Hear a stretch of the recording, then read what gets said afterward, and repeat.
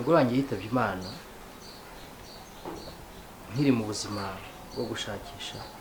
Okay. Iwabo bavuga ko ntera umwako, ko umwana wabo namutinda haje tabayeho neza, ari nayo mpamvu yapfuye. Sorry sir. Kandi njye n'umugore wanjye twarakundanaga ahandi ntacyo tutakoraga, ndetse n'ubutunzi yapfuye n'imbukoza y'imitwe y'intoki.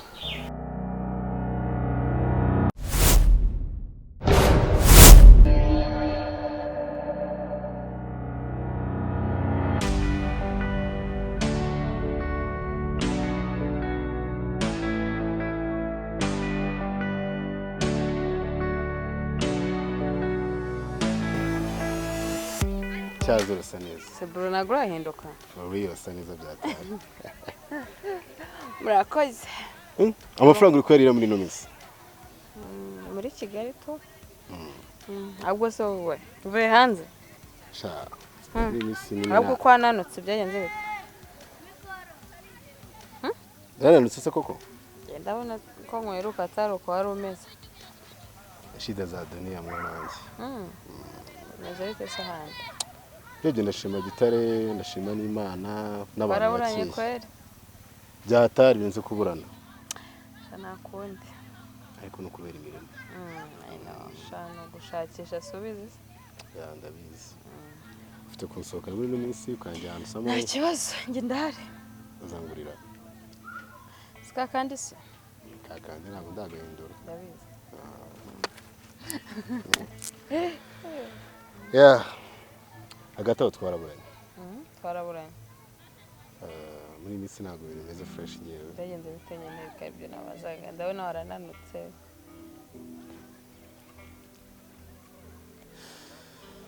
Ubundi singo.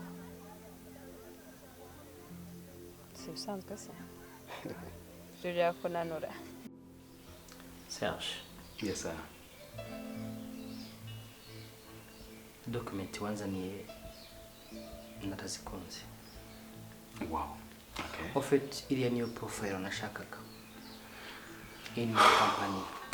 Okay. Ni profile nayo maze amezi 3 ndi guhiga. Thank you. Uriho uranyereka udushya n'ubudasa. Ku buryo nizera ko Misiri imbere company yanjye biri ku rundi rwego. Yes Mr. Kamanzi. Nkurikije CV yawe sinatinda kukubwira ko ni nkeneye kuba mbera senior advisor. Thank you so much sir. Akazi nifuza kuguha nabihinduye. You must be my senior advisor. Thank you dad. Yeah. Thank you sir. Kandi uzakora nk'ubikorera. Most of time ni wowe wenyine uzaba uri mu kazi sinzabamara. Thank you so much. My daughter. Daddy. Did you see my senior advisor? C'est dad. Ça va. Meze neza. Meze neza. Cyane.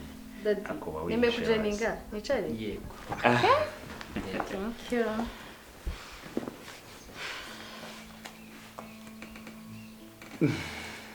Nasanze Serge nta kindi yaba usibye kuba senior advisor company. Really? Yeah. Oh. Urabyumva gute? Daddy rero uko natete narenza nanjye nagitekereje. Noneho ukuntu bitabihura ibyo ntibishimishije. Daddy nejya mushimire. Mushimira ukuntu uri umunyabwenge kuna byawe n'umupapa mwiza umunyabwenge ukunda akazi ubaha akazi kandi akubaha n'abantu baza akazi. Na Serge nyine ukareba ko umuntu akunda akazi ukamuha ibintu bimukwiriye. Yeah, Serge. Yes sir. Umunyamabanga wanjye wihariye. Yes dad. Kawa mujyanama wanjye wihariye. Ibyo bintu. Yego. All in one. Ureke ducapa akazi. Okay. Isi yabaye umudugudu? Yes, yego. Sibyo? Kandi ndahamya neza ko icyizere mu mpaye ntago nzagitenguha, ntago nzagutenguha, ngomba kubikora nk'ibyanjye. na cyane cyane ko wanyemereye ko umwe mu muryango so nari mfite indi nama ibyo byose ntabwo mwabura nk'ijambo rimwe mwakoresha. Sibyo? Okay, enjoy. Okay, sir. Thank you so much. Thank you. Have a good day, Dad. Yeah. Okay. Oh no. Usibye n'injye ugomba kubivuga. Come on. Twe tubimaze imyaka urabona hari icyo tubaye turabyibushye bro. Kuba muri buno buzima birangoye. Ko nyine afite umuntu mbaza mu gitondo naramutse gute saa sita nariye hari ubuzima mba naramenyereye kandi big time. No se mutefero. Si baby wanjye. Ubyararangiye. Sorry. Kwari kabisa ntabwo nari imbere. Nakundi. Hanyuma se kunzi kuri umurara kigarura yize n'iki. Ubuze umujama twa Serge.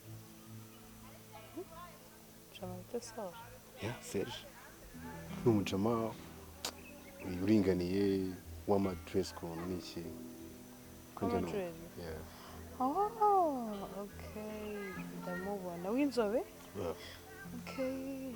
Yeah, I know that guy ndamuzi. Ntago muzi bigiye kure ariko nzi ko ari imfubyi yakuriye muri Alfana nyuma za kujya hanze. No, uretse gato. Ni imfubyi koko? Yeah. Bya nyabyo? Yeah. Are you sure? Yeah. Ibyo ndabizi ko ari imfubyi yakuriye hanze yize hanze nibwo arimo kuza mu Rwanda n'abantu benshi ahazi I think umva mfite inshuti yanjye baziranye so yeah ndamuzi nshobora kubona naramwibeshyeho cyangwa atekereza ko atari uwanyawe ariko uba ntabwo bambeshye kubera hari ikibazo mwagiranye. It's a big deal. Ariko ubwo ari umuntu muzima umuzi just niba koko ari imfubyi nkuko nabyumvishe basi umutima wanjye urabotse kuri njye byari bimpangayikishije. Okay. Bimpangayikishije byatari.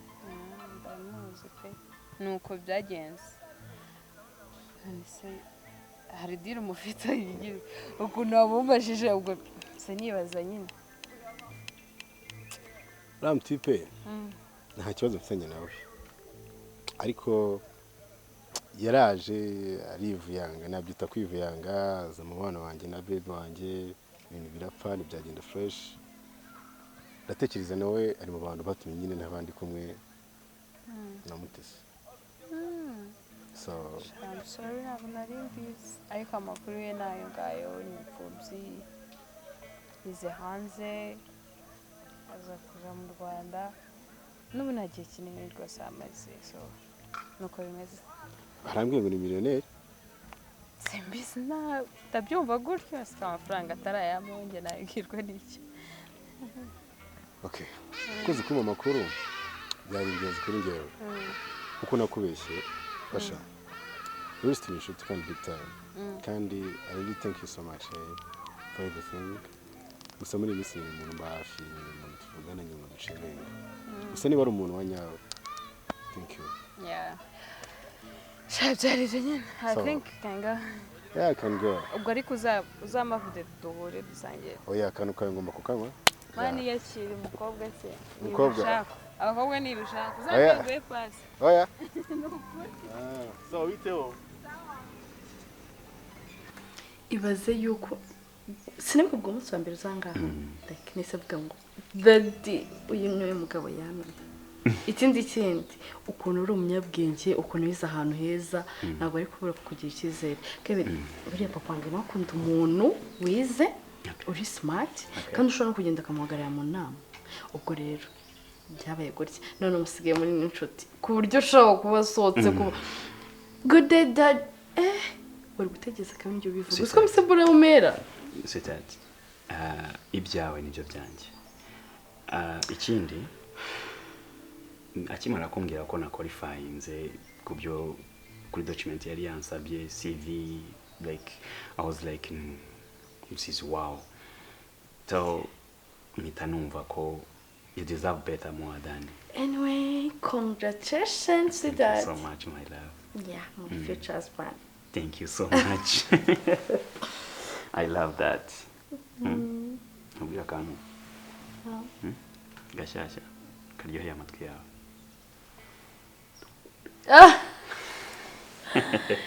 Thank you. Nizere ko amatwi yawe nyagaburire byakwiye kumva. Yeah. Right? So, komeza shining. Thank you. You're one of in a million. Ndekera ngaho. Kuko ujya umbwira amagambo ne nkumva ntabwo mfite ikintu cyo kurenza. Sijya ubona ko kenshi umbwira ngo buri kintu mvuga. You only one. Oh. Oh. All right. Okay, nkuko nakubwiye uwo muntu uzamusura. Isn't it? Yeah. Right? Icyo tugiye kwicara hanze ariko hari ibintu bisanga arashoje. Nubwo ko byumva. It's fine.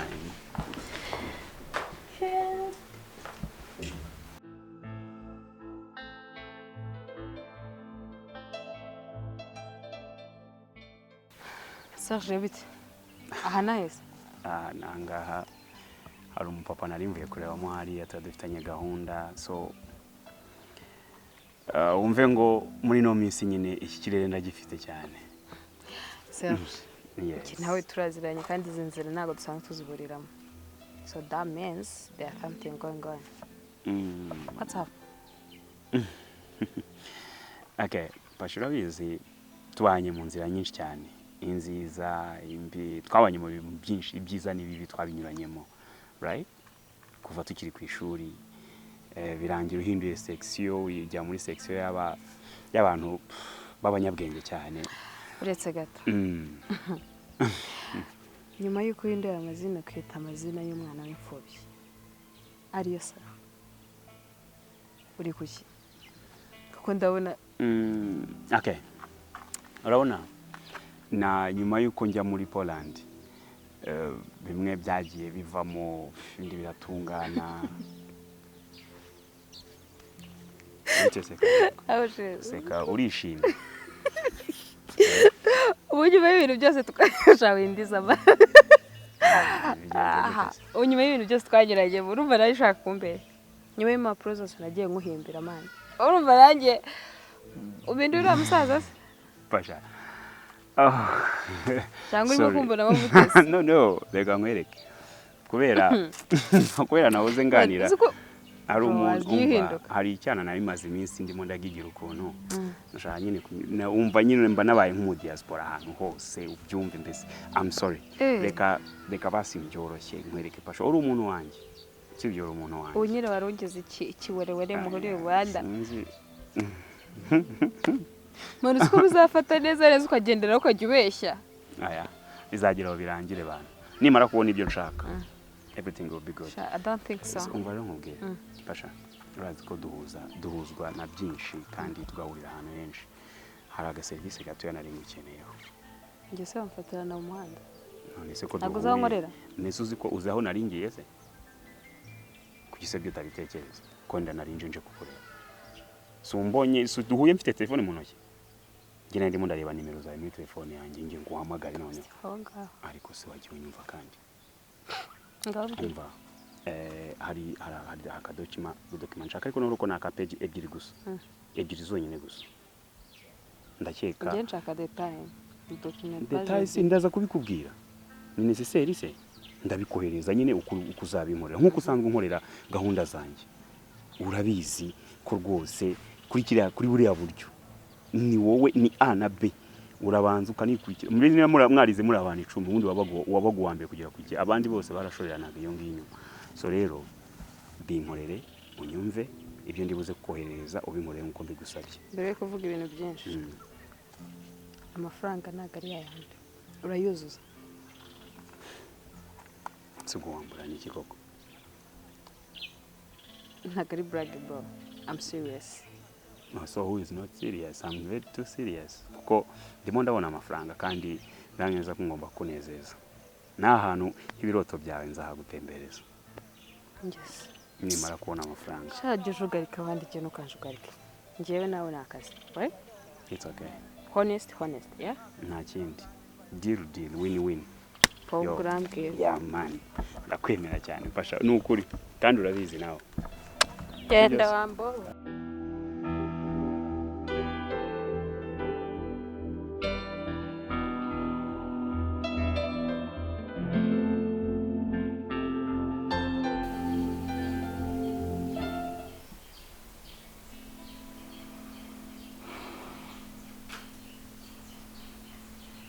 My daughter. Tessie. Please come. Ngiye mu kazi, sibyo? Ujye mu kazi wambaye neza. Merci. Ariko nakomeje gutekereza. Nyuma yaho ngusabiye ibyo nagusabye kandi wabyitwayemo neza. Ukomeje kumbera umukobwa mwiza. Bimesha icyubahiro. Yego dadi nawe nshaka ko wiyumva nk'umubyeyi wabyaye umwana mwiza ukumvira. Buriya niyo ndi mu bandi bagabo mba numva nkomeye kubera we. Ko nifuza the future iri bright cyane kuri wowe. Ariko njya nibaza aho sinaba ngusaba ibintu bikuremereye. Gusa utekereza ari nk'iki dadi urumva ari iki kintu wanyaka kikandemereye. Warandeze guhera ku mezi 7 ukangiza iki gihe. Ibintu byose biba byoroshye. Ntukagire ikibazo. Burya guhindura mind umuntu yari afite agafata indi hari n'igihe byangiza imitekerereze. Naje kwibaza none umukobwa wanjye namwangiza mu mutwe ntabizi. Are you really Ikutese. nta kibazo wagize mu guhindura umukunzi no gufata uwo naguhaye cyangwa unifuje ugahitamo nifuza uko yaba ameze nta kibazo byaguteye? Dadi nkuko mpora mbikubwira iyo nuko uri intwari yanjye mu buzima niwe muntu ufite w'agaciro kandi umbwira ibintu bigiye bikambera byiza. Sinekeza rero ko cya kintu cyo kintu kiguhangayikishije aka kanya wumva yuko wenda wambabaje cyangwa se kubyakira byambanywe bigoye. Oya.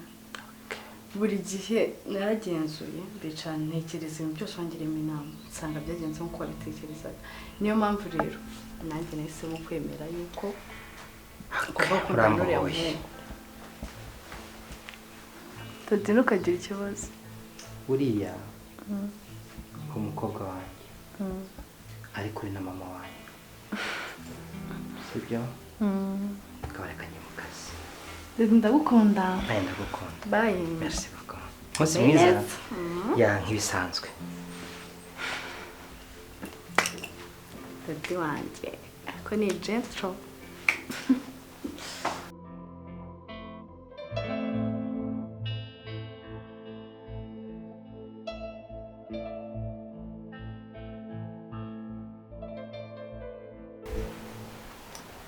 Serge. Yes, Mr. Kamal.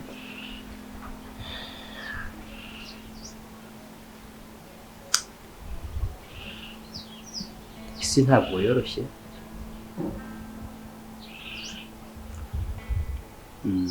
Ntabwo nsobanukiwe. Isi ni urugendo. Yes, sir. Dukora ukagira aho uhera ukajya naho uzahereza. Yes, sir. Yaba njye nawe we are in the middle of urwo rugendo. Wenda ngendo umazemo igihe ariko nawe niho uri kugana. Buriya nabayeho mu buzima bugoye. Umenye wenda ubona ndi umuntu ukomeye ufite umutungo udafite icyo yifuza ariko nabaye muri bwa buzima hahandi umugore wanjye yitabye Imana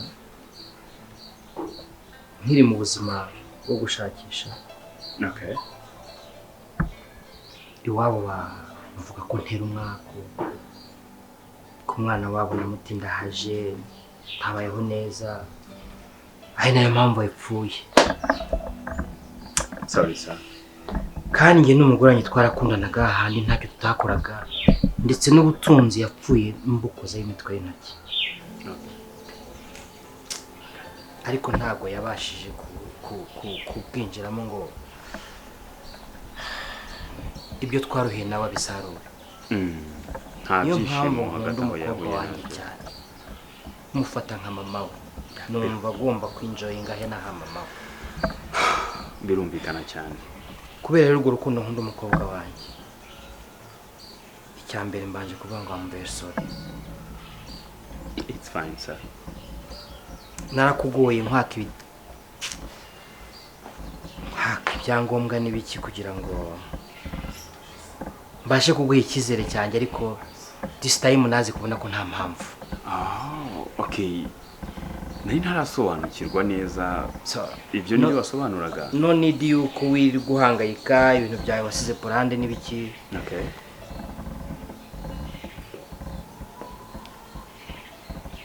Ngiye kugushyira ku mutungo wanjye. Like my son. Thank you so much, sir.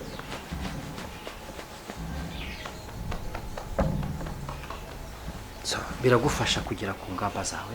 Okay, sir. Hanyuma ikibazo cy'ubuku kindekere. Iyo na affaire yanjye nzitaho kandi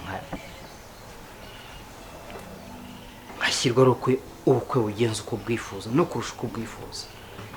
I'm so blessed. Thank you so much. Hanyuma aho kwirirwa tugorwa ngo imitungo y'Ipoland uzabizane cyangwa se uzabigurishirize cyangwa se uzafashirize abantu bawe ari bafite ibibazo. Ndakeka ko wari ufite abantu mwabanye uzayibahe as a gift. Ubuzima bukomeze kuri side. Okay, nukuri murakoze cyane Mr. Kamanzi. Mfite icyizere ko uzambera umuhungu mwiza. Ibyo ubona ni bikeya kubyonzi kandi kubyo mfite.